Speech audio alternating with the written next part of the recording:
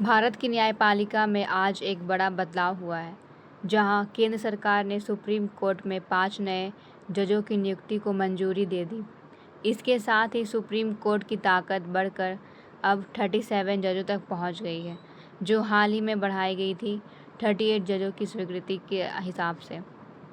ये सिर्फ एक नियुक्ति नहीं, बल्कि भारतीय न्यायपालिका में महिलाओं की बढ़ती भागीदारी का प्रतीक है। अगर देखा जाए, सुप्रीम कोर्ट ने यहाँ पर 5 नए जजों की नियुक्ति को मंजूरी दे दिया है, जिसमें वी मोहना सुप्रीम कोर्ट के इतिहास में सिर्फ 12वीं महिला जज होंगी। वहीं जस्टिस वी नागरत्ना के बाद वह सुप्रीम कोर्ट की दूसरी मौजूद महिला के रूप में शामिल होंगी। अब सुप्रीम कोर्ट में जजों की मौजूद संख्या 37 हो गई है, जिसमें 5 नए जजों की नियुक्ति की गई, जिसमें सबसे पहले है वी मोहना, उसके बाद है सील नागू, श्री चंद्रशेखर, संजीव सचदेवा और अरुण पल्ली। वी मोहना को यहाँ पर बहुत ही महत्वपूर्ण दर्जा दिया गया है, क्योंकि इतिहास में दूसरी बार ऐसा हुआ जब कोई वकील से सीधे जज में शामिल हो गया। वकील से सीधे सुप्रीम कोर्ट के जज तक का सफ़र वी मोहना के लिए एक बहुत ही बड़ी यहाँ पे उपलब्धि है। ये दूसरी महिला बनी। पहले देखा जाए तो जस्टिस हिंदू मल्होत्रा यहाँ पर पहले बन चुकी थी। उसके बाद ये दूसरी महिला बनी जिन्होंने सीधे वकील से सुप्रीम कोर्ट के जज तक में अपना यहाँ पर अलग ही पहचान बनाया है। सुप्रीम कोर्ट के इतिहास में 12वीं महिला जज के रूप में ये शामिल होंगी। इनका अगर रिटायर देखा जाए तो यहाँ पर 2031 में इनका रिटायर होगा। सुप्रीम कोर्ट के जजों की नियुक्ति की प्रक्रिया अगर देखा जाए तो यहाँ पर भारत के संविधान के हिसाब से राष्ट्रपति के द्वारा यहाँ पर न्यायाधीशों की नियुक्ति की जाती है। संवैधानिक आधार में अनुच्छेद 124 सुप्रीम कोर्ट के स्थापना तथा न्यायाधीशों की नियुक्ति से संबंधित यहाँ पर प्रावधान देता है। वर्तमान में कॉलेजियम प्रणाली को अपनाया गया है, जिसके तहत यहाँ पर जजों की नियुक्ति की जाती है। बहुत सारे ऐसे सिस्टम हैं जिसमें सबसे पहले यहाँ पर जितने भी कॉलेजियम के द्वारा जो भी यहाँ पर सदस्य हैं उनका यहाँ पे नाम जो है वो शामिल किया जाता है।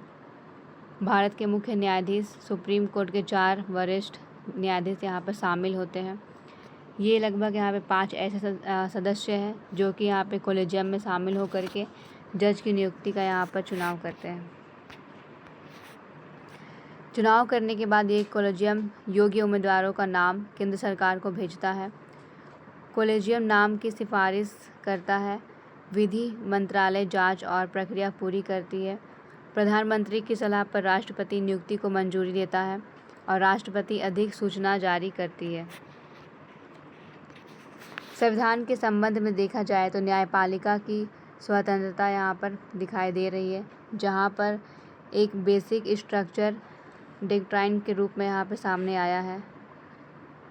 न्यायपालिका के यहाँ पर स्वतंत्रता संविधान की मूल संरचना का हिस्सा है, इसलिए न्यायाधीशों की नियुक्ति में न्यायपालिका की यहाँ पर महत्वपूर्ण भूमिका को देखने को मिला है। शक्तियों का पृथक्करण, सेपरेशन ऑफ पावर के तहत विधायिका, कार्यपालिका और न्यायपालिका के बीच संतुलन बनाए रखना आवश्यक है। न्यायाधीशों की नियुक्ति प्रक्रिया इसी संतुलन का उदाहरण है। समाज पर इसका प्रभाव देखा जाए तो ये कुछ सकारात्मक प्रभाव को दर्शाते हैं, तो कुछ यहाँ पर नकारात्मक प्रभाव को भी दर्शाते हैं। सबसे पहले सकारात्मक के रूप में देखा जाए तो लंबित मामलों के निपटारे में तेज़ी आएगी। यहाँ पर इतने सारे जजों की नियुक्ति की गई है, तो इससे जितने भी मामले पहले निपटाने में यहाँ पर जो समय अधिक लगता था और लंबित यहाँ पे हो जाती थी, तो अब ऐसी समस्याएं जो है ये अब यहाँ पे उसमें सुधार देखने को मिलेगा। न्यायपालिका में जनता का विश्वास मजबूत हो जाएगा। महिला प्रतिनिधित्व बढ़ने में यहाँ पर एक बहुत ही दृष्टिकोण सामने आएगी, क्योंकि यहाँ पर देखा गया है किस तरीके से महिला जज जो है यहाँ पर सीधे एक वकील से सुप्रीम कोर्ट के जज तक का सफ़र यहाँ पे करती है, जो कि भविष्य में यहाँ पर जितने भी महिलाएं हैं उनके लिए एक मिसाल के रूप में ये साबित हो गई है। यहाँ पर बहुत ज़्यादा एक न्यायिक सोच विकसित यहाँ पर हो चुका है। कुछ यहाँ पे चुनौतियों को भी देखने को मिला है, जैसे कि केवल संख्या बढ़ाना पर्याप्त नहीं है, बल्कि न्यायिक ढांचे और अधीनस्थ अदालतों को भी यहाँ पर मजबूत करना होगा।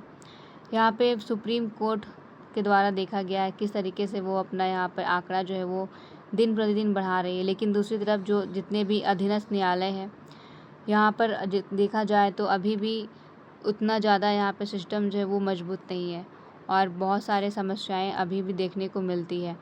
इसलिए यहाँ पर संख्या बढ़ाने से ज़्यादा सही तरीके से अदालत को यहाँ पे अपनी कानूनी ढांचे को मजबूत करना होगा, ताकि अधीनस्थ न्यायालय के जो मामले हैं उनमें भी यहाँ पर सुधार देखने को मिले। कॉलेजियम प्रणाली की अगर बात किया जाए तो यहाँ पर कॉलेजियम प्रणाली भारत के न्यायाधीशों की नियुक्ति और उनके हस्तांतरण की एक व्यवस्था है, जिसके तहत यहाँ पर न्यायपालिका स्वयं न्यायाधीशों के नाम की सिफारिश करती है। हमारे भारत में वर्तमान में कॉलेजियम प्रणाली के द्वारा ही जजों की नियुक्ति यहाँ पर की जाती है। संविधान में इसका कोई भी प्रावधान नहीं है, बस इसे यहाँ पर लोगों के द्वारा अपनाया गया है।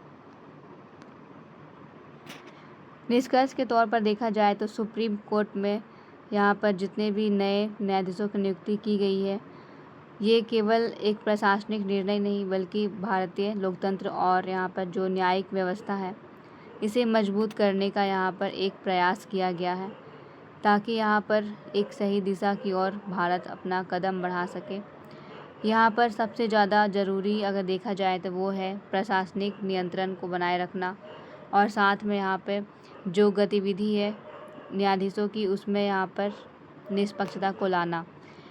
अभी अगर देखा जाए तो ये जो खबर है ये पूरे तरीके से यहाँ पर भारत में महिलाओं की जो भागीदारी है उसे यहाँ पर बढ़ाएगा और यहाँ पर जितने भी मामले हैं उसमें लोगों की यहाँ पर निष्पक्षता को भी शामिल करेगा।